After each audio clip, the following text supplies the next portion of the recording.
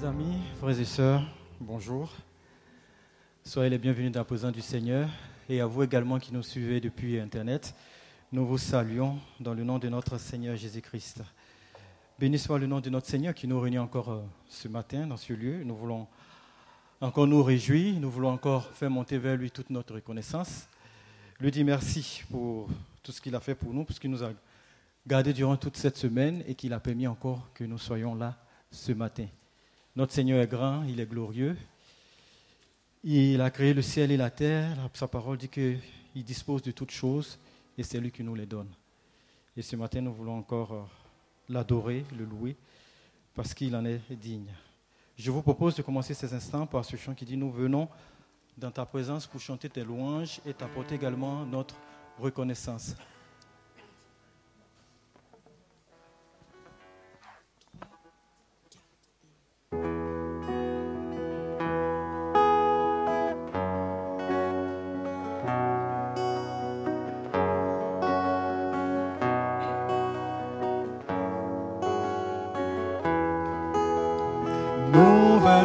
Dans ta présence, pour chanter tes louanges et notre reconnaissance de ce que tu as accompli. Tu nous as donné ta vie, ton amour et ta joie, et la louange envahit nos cœurs passionnés de toi. Tu es le Créateur puissant, l'agneau ressuscité. Toi seul as pu triompher de la mort et du péché. Tu as délivré ton peuple pour la vraie liberté. Je veux suivre tes pas, chaque jour être avec toi.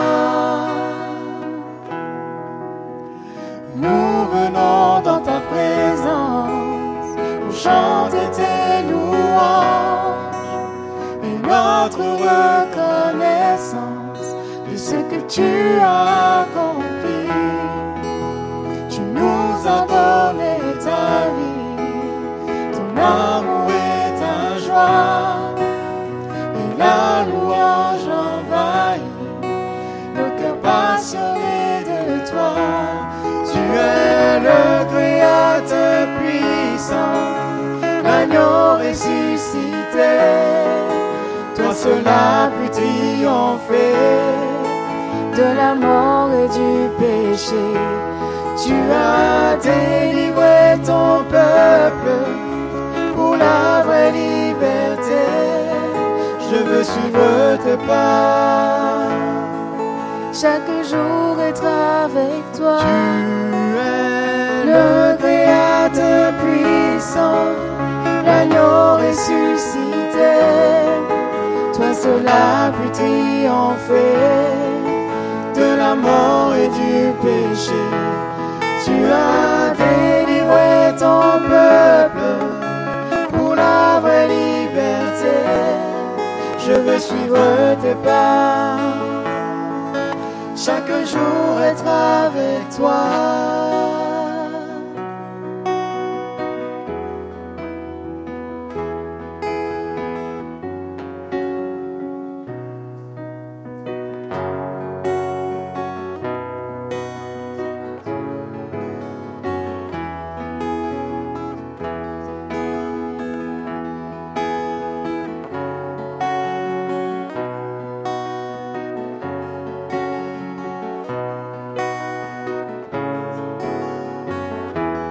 Tu es le Créateur puissant, l'agneau ressuscité.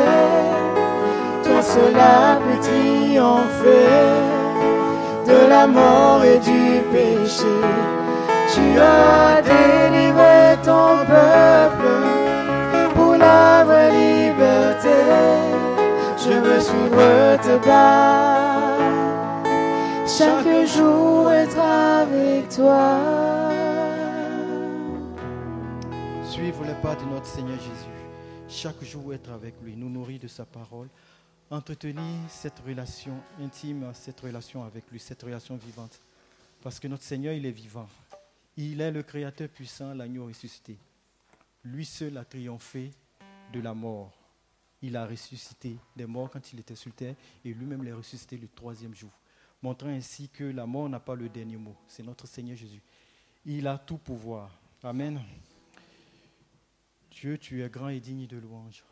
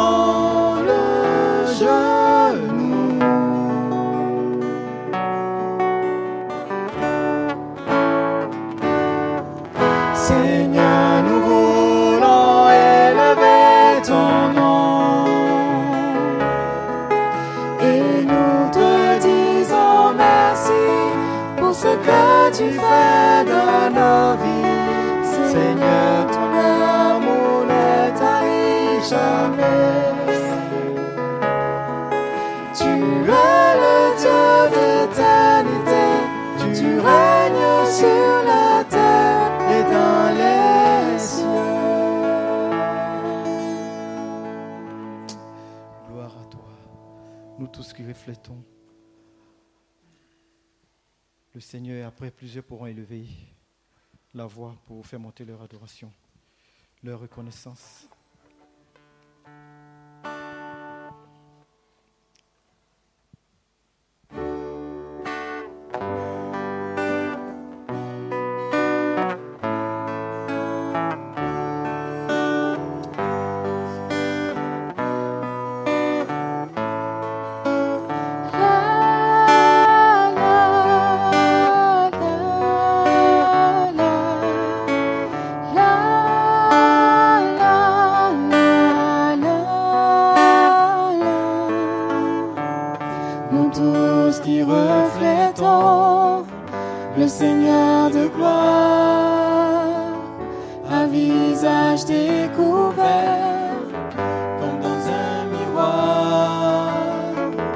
Nous sommes transformés à son image transfigurée, de gloire en gloire par le Seigneur l'Esprit.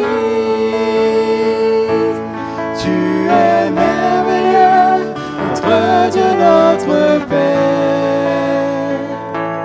Tu es glorieux sur ton trône de lumière, et tu resplendis dans ton palais de gloire. Sur ta beauté, nous fixons nos regards. Sur ta beauté, nous fixons nos regards.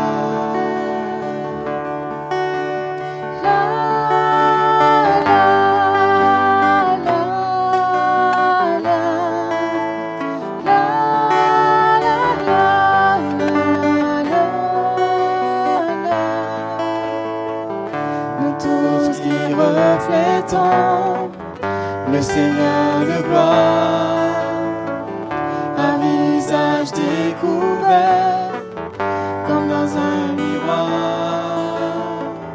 Nous sommes transformés à son image transfigurée, de gloire en gloire par le Seigneur l'Esprit. Tu es merveilleux, Dieu, notre Père. Tu es glorieux sur ton trône de lumière, et tu resplendis dans ton palais de gloire.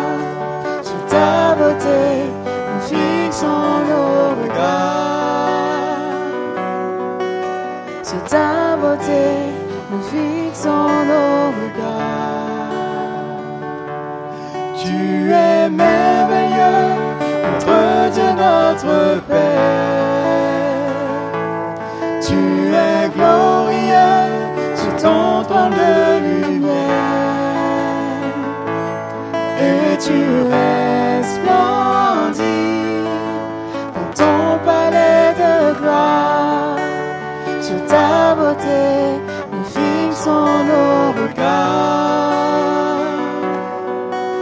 Sur ta beauté, nous fixons nos regards.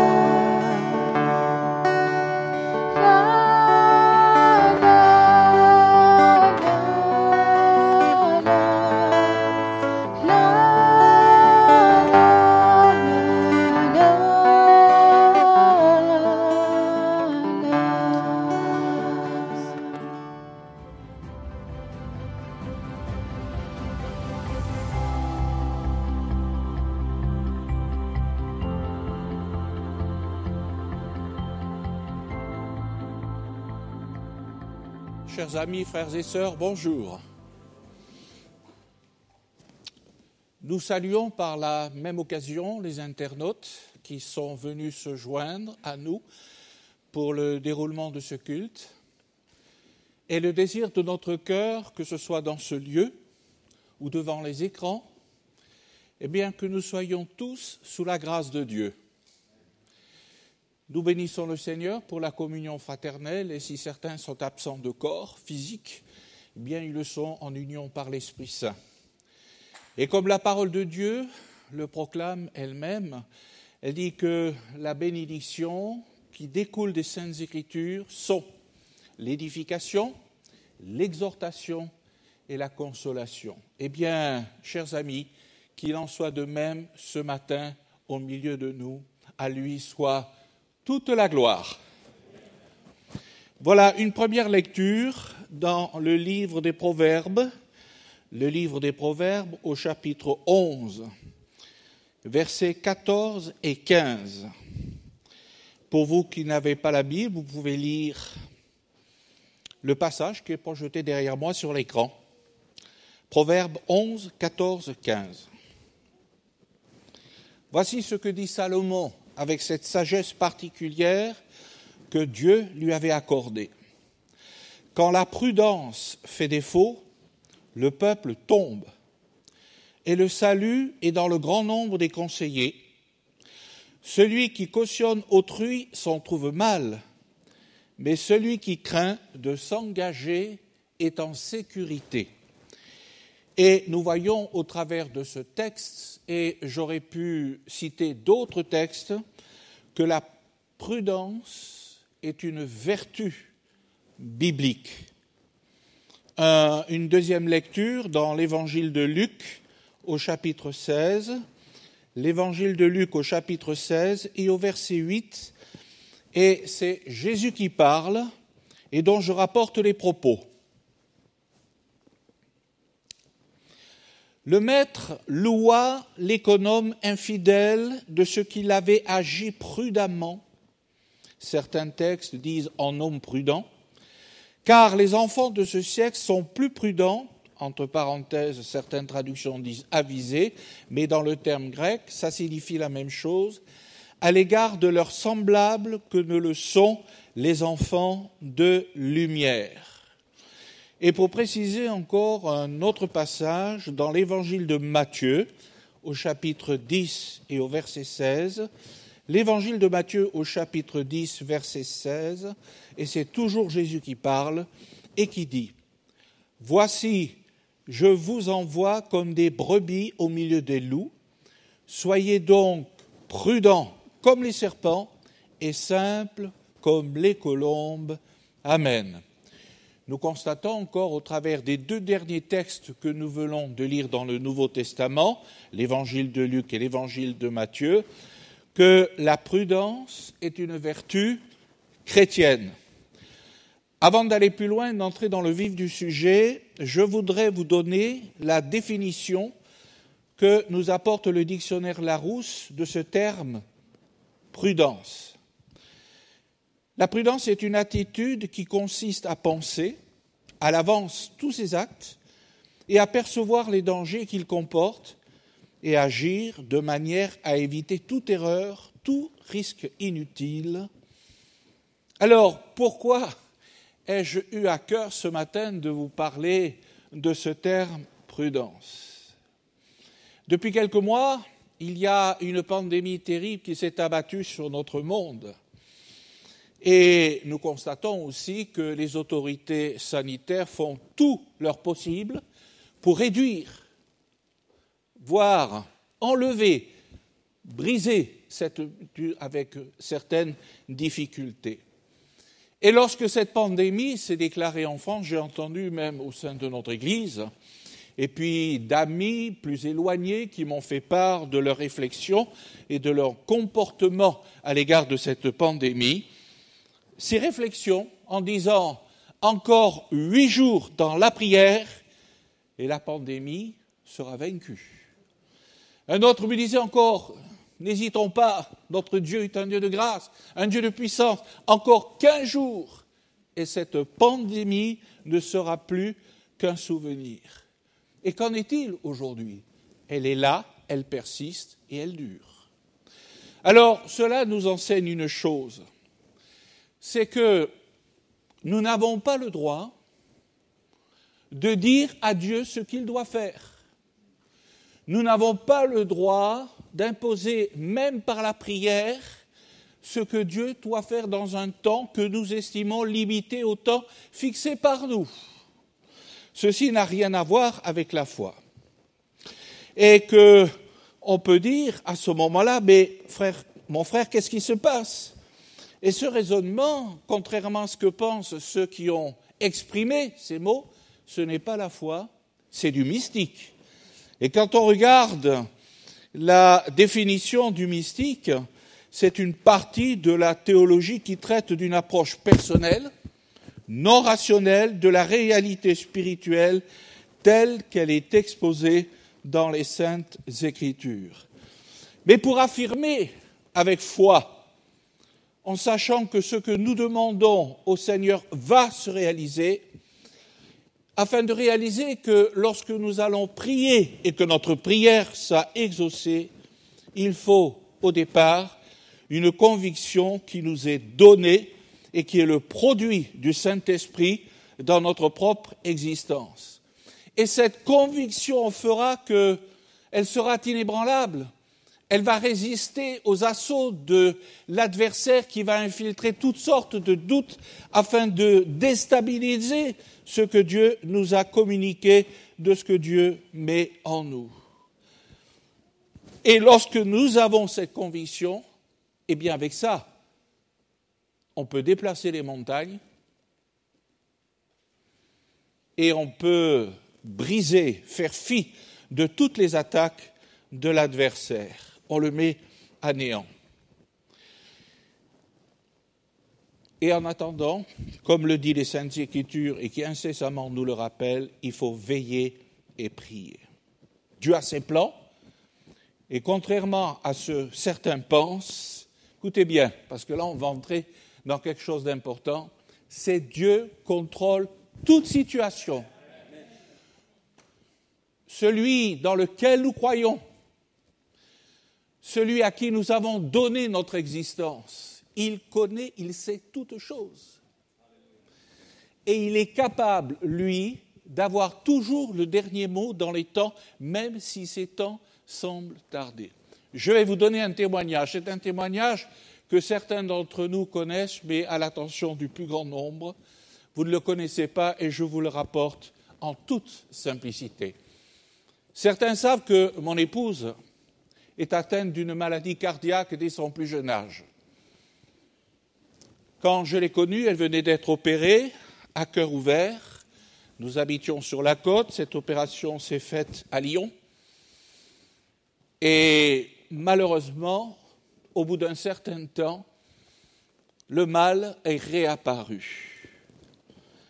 Et nous étions allés voir le cardiologue à Nice qui a dit ceci, et il me l'a dit à moi parce que nous étions fiancés et que nous devions nous marier. Il a dit, écoutez, si vous avez un enfant,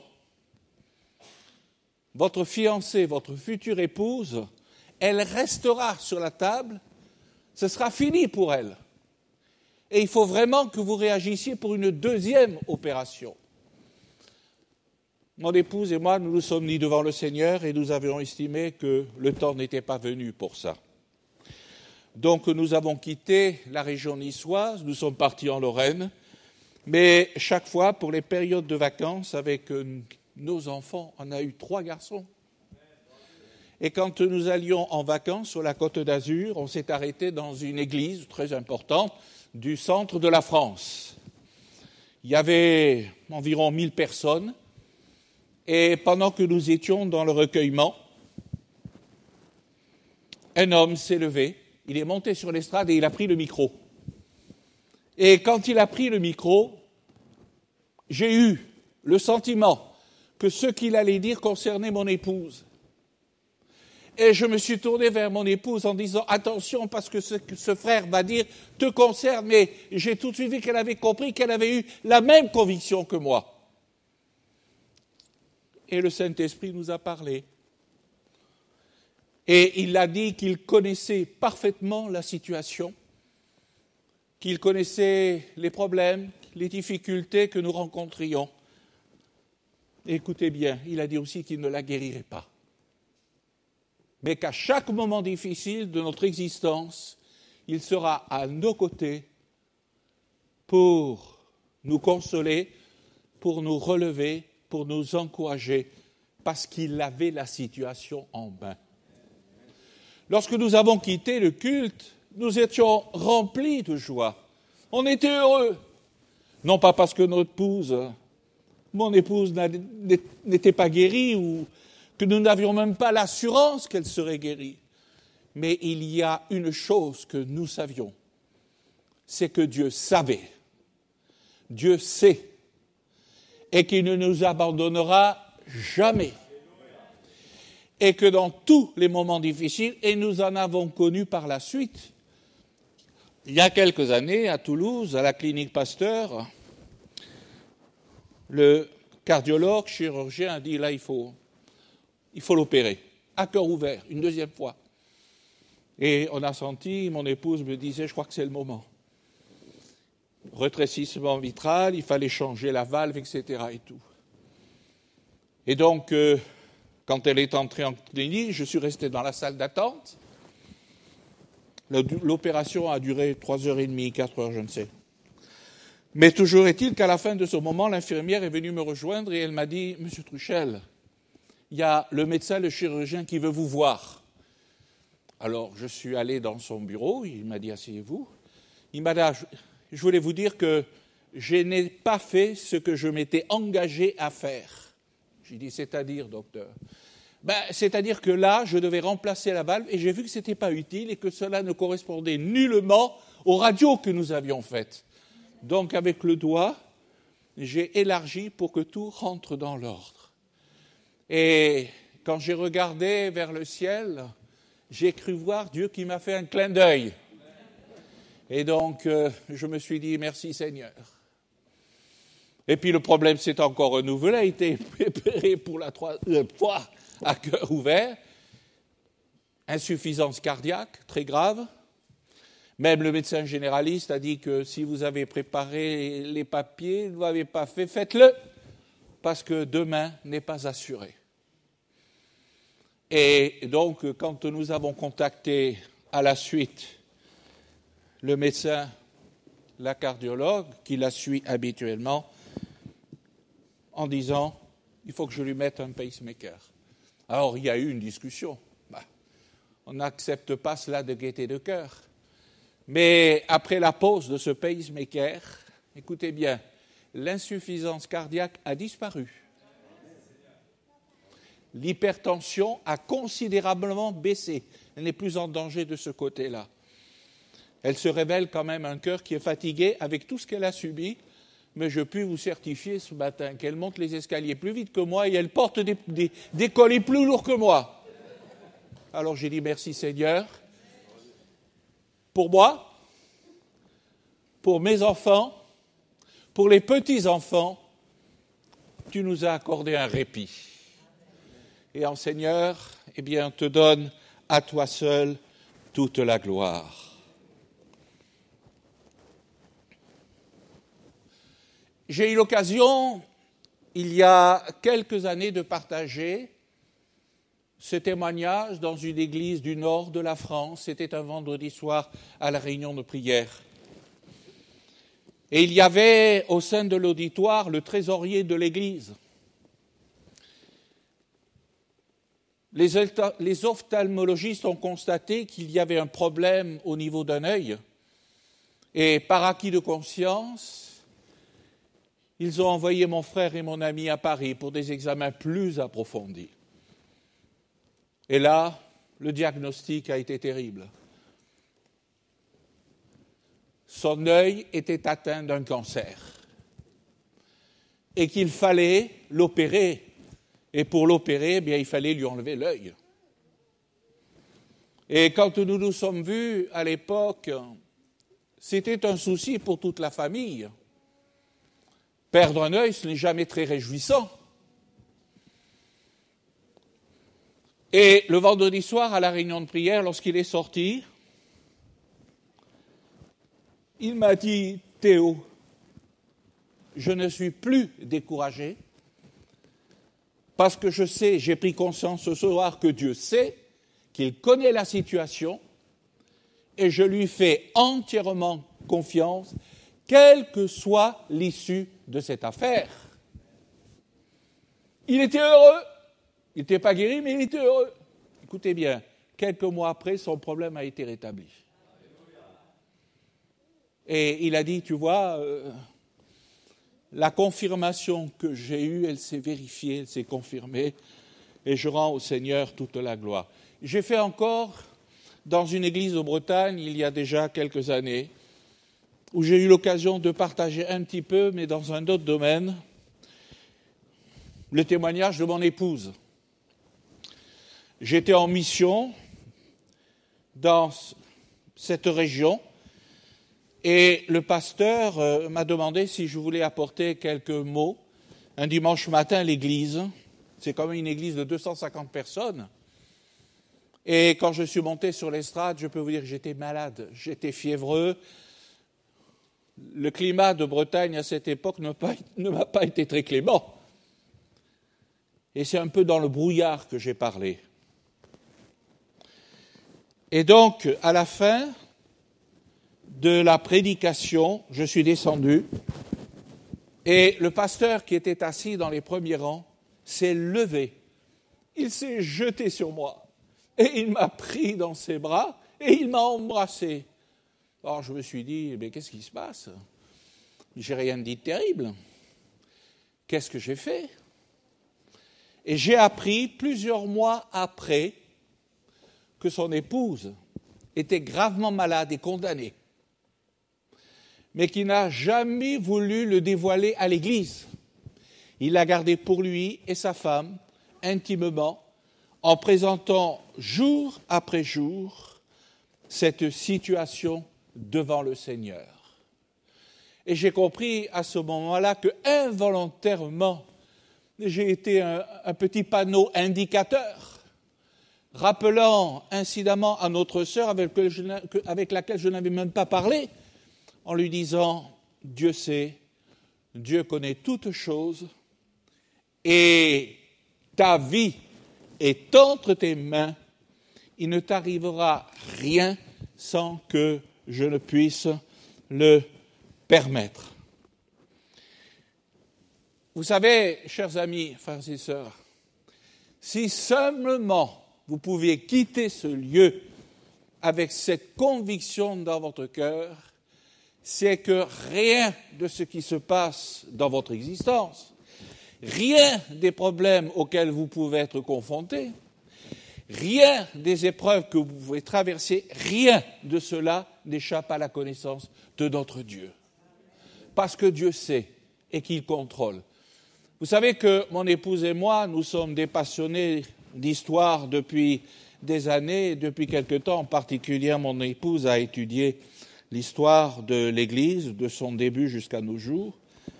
Et on a pu remarquer combien Dieu contrôle. Dieu laisse faire jusqu'à un certain point, mais sur d'autres points, il met le holà.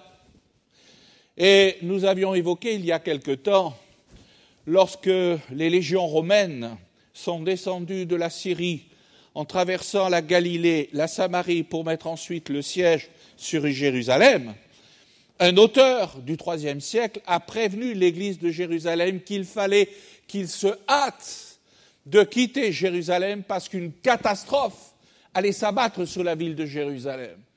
Et ça, les habitants de Jérusalem ne le croyaient pas, parce qu'ils pensaient au dernier moment que leur Messie allait venir et allait leur permettre d'obtenir la victoire et ainsi vaincre les 60 000 hommes de l'armée romaine. Ils sont partis, ils se sont installés à Pella, qui se trouve à peu près au sud-est de la Judée d'Israël aujourd'hui. On a découvert d'ailleurs quelques mosaïques qui confirment le passage de chrétiens. Et puis ensuite, il y a eu des persécutions de toutes sortes. Et quand Jésus, voilà, vous serez mes témoins à Jérusalem, oui, à Samarie, ça c'était plus difficile vu les inimitiés qu'il y avait entre les Samaritains et les Judéens, mais jusqu'aux extrémités de la terre. Et pour cela, Dieu a permis, il n'a pas donné, Dieu a permis que cette persécution s'abatte sur les chrétiens au point de les disperser. Et en l'espace de 20-30 ans, eh bien, il y avait des églises dans tout le bassin méditerranéen. Dieu contrôle l'histoire. Dieu a fait que ce qui était mal, avec l'histoire, il l'a rendu en bien. Et cela nous montre, et je pourrais vous citer bien d'autres exemples où Dieu contrôle l'histoire. Et le diable sait. C'est pour ça qu'il tâche par tous les moyens de faire obstacle au plan de Dieu. Mais nous savons que le sort de l'adversaire est écrit dans ce livre. Un jour, il sera jeté dans l'étang de feu et de soufre. Et nous serons, nous, heureux au festin de l'agneau. Ne me demandez pas ce qu'il y aura au menu, je ne le sais pas. Mais vous en aurez bientôt la surprise si vous restez fidèles dans les voies du Seigneur. Un autre passage dans 1 Pierre, chapitre 1er. 1 Pierre, chapitre 1er, nous commencerons nos lectures à partir du verset 3.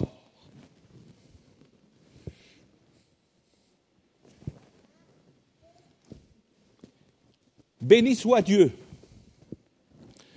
le Père de notre Seigneur Jésus-Christ, qui, selon sa grande miséricorde, nous a régénérés pour une espérance vivante par la résurrection de Jésus-Christ d'entre les morts, pour un héritage qui ne se peut ni se corrompre, ni souiller, ni flétrir, lequel vous est réservé dans les cieux, à vous qui, par la puissance de Dieu, êtes gardés par la foi pour le salut prêt à être révélé dans les derniers temps.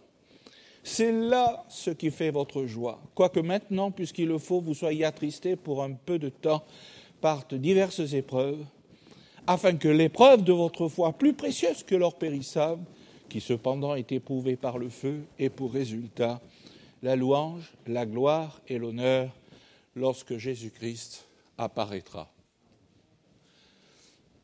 Vous dites Amen. Mais moi, je vous dis que quand, dès mon plus jeune âge, lorsque j'ai lu ce texte, j'étais choqué, j'étais scandalisé. Je me disais, Seigneur, comment cela se peut-il, avec les problèmes que nous rencontrons, avec les difficultés que nous traversons, que ces choses qui, normalement, devraient provoquer chez nous un abattement, un découragement, puissent, comme le dit l'apôtre Pierre, et pour résultat, la louange, la gloire et l'honneur lorsque Jésus-Christ apparaîtra. Seigneur, c'est pas possible.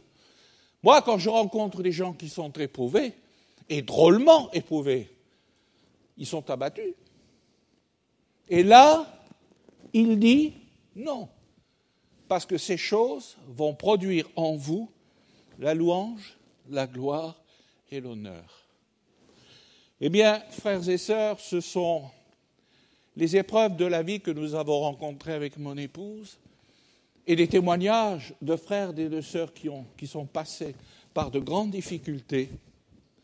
Et quand ils ont su ce que Dieu pouvait faire et qu'il a fait, quand ils ont su qu'au travers des épreuves, Dieu était avec eux et il avait prévu le moyen d'en sortir, quand ils ont su que les épreuves qu'ils traversaient étaient pour eux comme un rappel à l'ordre, pour recevoir un enseignement qu'ils n'acceptaient pas quand tout allait bien, ils ont compris. Et alors, à ce moment-là, c'est toute la reconnaissance qu'ils ont fait monter vers le Seigneur.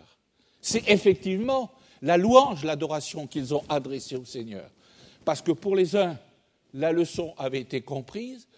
Pour les autres, mon épouse, moi et encore d'autres, eh bien, ont compris que Dieu savait. Et ces choses ont permis à ces personnes, à mon épouse, à moi-même et à bien des amis, de découvrir combien Dieu est bon. Et il dit, alors, Pierre dit, la louange, la gloire et l'honneur, virgule. Quand ces choses terminées, vous comprendrez et alors vous le louerez. Il y a une virgule et lorsque Jésus-Christ apparaîtra. Mais là, on ne comprend pas. C'est très simple. Aujourd'hui, je comprends des choses que je ne comprenais pas autrefois. Et je sais que demain, je comprendrai des choses que je ne comprends pas aujourd'hui. Et je sais aussi qu'il y a des choses que je ne comprendrai pas ici-bas, qui dépassent mon entendement, mon raisonnement, mais qui seront révélées lorsque Jésus-Christ apparaîtra. Et c'est à ce moment-là que nous saurons pour les uns le pourquoi des choses, pour les autres en disant « Ah oui Seigneur, je n'y ai pas pensé ». Mais toutes ces choses doivent nous dire « Mon ami, mon frère, ma sœur, quoi que par où tu passes, le plan de Dieu, il est positif, il a toujours le dernier mot si tu lui restes fidèle. Parce que Dieu ne te lâchera jamais. Si tu lâches sa main, il peut y avoir des conséquences difficiles. Mais si tu tiens ferme sa main, au-delà de tout raisonnement, au-delà de toute compréhension, il ne te lâchera jamais, car rien ne peut nous séparer de l'amour de Dieu. Les Écritures le proclament et nous en avons fait l'expérience.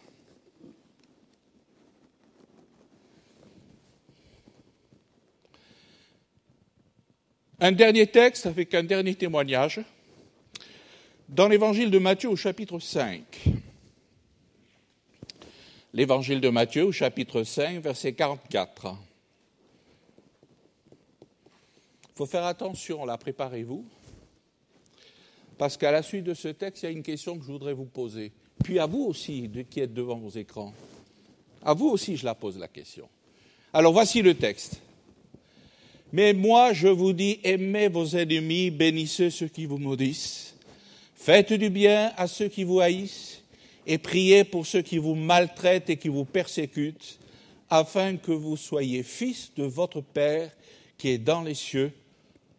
Et là, c'est le passage qui nous intéresse, car il fait lever son soleil sur les méchants et sur les bons, et il fait pleuvoir sur les justes et sur les injustes. Je répète le verset. Car il fait lever son soleil sur les méchants et sur les bons, et il fait pleuvoir sur les justes et les injustes. Chers amis, frères et sœurs, voici la question. Vous êtes au milieu d'un groupe de personnes, et vous êtes la seule croyante, la seule qui avait mis votre confiance en Dieu, mais toutes les personnes qui vous entourent sont des incroyants. Et tout d'un coup, il se met à pleuvoir. Est-ce que vous pensez, est-ce que vous croyez que Dieu est capable de faire en sorte que lorsqu'il pleut, vous ne soyez pas mouillés, au contraire de tous ceux qui vous entourent? Il pleut sur les bons, sur les mauvais, sur les justes et les injustes. D'après vous. Alors on va faire un sondage. Quels sont ceux qui pensent que vous êtes mouillés avec les autres? Levez la main. Ah oui. Donc vous pensez que Dieu n'est pas capable de faire en sorte que l'eau coule autour de vous sans vous mouiller. Hein? C'est ça.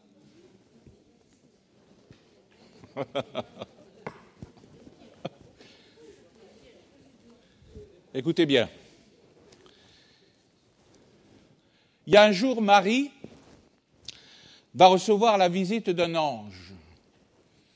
Et il va lui annoncer qu'elle est l'objet d'une grâce particulière et que le Saint-Esprit va la couvrir de son ombre et qu'elle va enfanter, mettre au monde un enfant qui s'appelle Jésus, parce que c'est lui qui sauvera le peuple de son péché. Et qu'est-ce qu'elle a dit? Mais comment cela se fait-il? Je ne connais point d'homme. Il n'existait pas l'insémination artificielle. Hein? Comment? Vous savez ce que l'ange lui a répondu? Car rien n'est impossible à Dieu. Il n'a pas dit il y a des circonstances, il peut ou il ne peut pas, car rien n'est impossible à Dieu. Elle a cru, et nous sommes là réunis au nom de son Fils. Nous avons grandi, mon épouse et moi, dans une église, l'église de Nice. Nous sommes convertis, nous avons vu la grâce, la puissance de Dieu. Et je me rappellerai toujours quand on accédait, il y avait des marches, quand on accédait, et tout de suite à l'entrée de l'église, il y avait un grand panneau. Car rien n'est impossible à Dieu. Les gens qui entraient, qui que vous soyez, quelles étaient les personnes, quels que soient les problèmes, les difficultés, ils avaient ce verset dans la figure. Car rien n'est impossible à Dieu. Bien, je vais vous décevoir. Si Dieu le veut, et si cela fait partie de son plan, il permettra que les gouttes d'eau tombent à côté de vous sans vous mouiller, contrairement aux autres.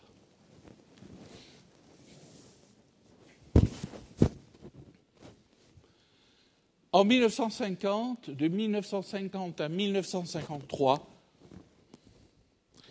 il y a eu en Corée une guerre civile épouvantable. Elle a provoqué près de 2 millions de morts. 2 millions de morts. Peut-être davantage.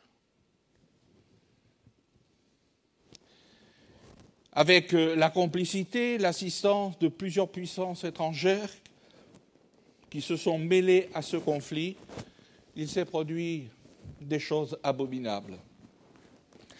Et ce témoignage qui est rapporté dans l'église de la Corée du Sud nous rapporte ceci, qu'un jour, un groupe d'une douzaine de Coréens, mais chrétiens, engagés, impliqués, se trouvant dans la jungle, ont été poursuivis par des soldats d'un nombre à peu près équivalent, qui, à cause de leur foi, voulaient les tuer. Et ils se sont sauvés. Et en se sauvant, ils ont couru de toute leur force, avec ces personnes derrière, armées, qui en voulaient à leur vie. Ils couraient, et ils sont arrivés au bord d'un petit fleuve, et derrière ce fleuve se trouvait le village, leur village. Cette période, et nous l'avons connue parce que nos enfants nous avaient payé un voyage au Laos, c'était la mousson. Et quand il y a la mousson, c'est semblable aux événements terribles qui se sont abattus dans les Alpes-Maritimes ces dernières heures, où le fleuve déborde de ses rives, emporte tout sur son passage. Et les flots sont tumultueux. Et autrefois, auparavant, ce qu'ils pouvaient faire à la nage, il était impossible de vouloir regagner leur village en traversant ces eaux tumultueuses qui emportaient tout sur leur passage. Et ils ont cru leur fin arriver. Ils se sont mis à genoux et ils ont remis leur sort à l'Éternel. Et à un moment donné, pendant que cette troupe derrière s'approchait, l'un d'eux a eu comme un mot d'ordre de la part du Saint-Esprit, qui lui a dit « Vas-y !» Mais vas-y, vas-y, droit. Alors, il s'est approché, il a mis le pied, non pas dans l'eau, mais il a mis sur l'eau. Et il a dit à ses frères chrétiens, « Suis-moi !» Et puis, voyant qu'il pouvait marcher sur l'eau, en faisant attention aux vagues, aux branches d'arbres qui circulaient, ils l'ont suivi. Ils ont marché avec lui sur l'eau. Et quand ils sont arrivés au milieu du fleuve, leurs ennemis se sont approchés au bord de la rive et ils se sont dit, ce qu'eux peuvent faire, nous aussi nous pouvons le faire. Ils sont allés et ils sont tous morts noyés. Cette histoire se raconte dans les églises coréennes, qui a été un immense sujet d'encouragement, d'exhortation. Oui, frères et sœurs, car pour Dieu, rien n'est impossible. S'il estime faire de cette manière et qu'il ne veut pas le renouveler dans le souci de quelque chose, à la recherche de quelque spectaculaire, il a rappelé à cette douzaine de chrétiens, et ensuite dans les églises dont le témoignage a été apporté avec devant les auditoires ceux qui ont expérimenté ce miracle, oui, car Dieu n'est pour lui, rien n'est impossible.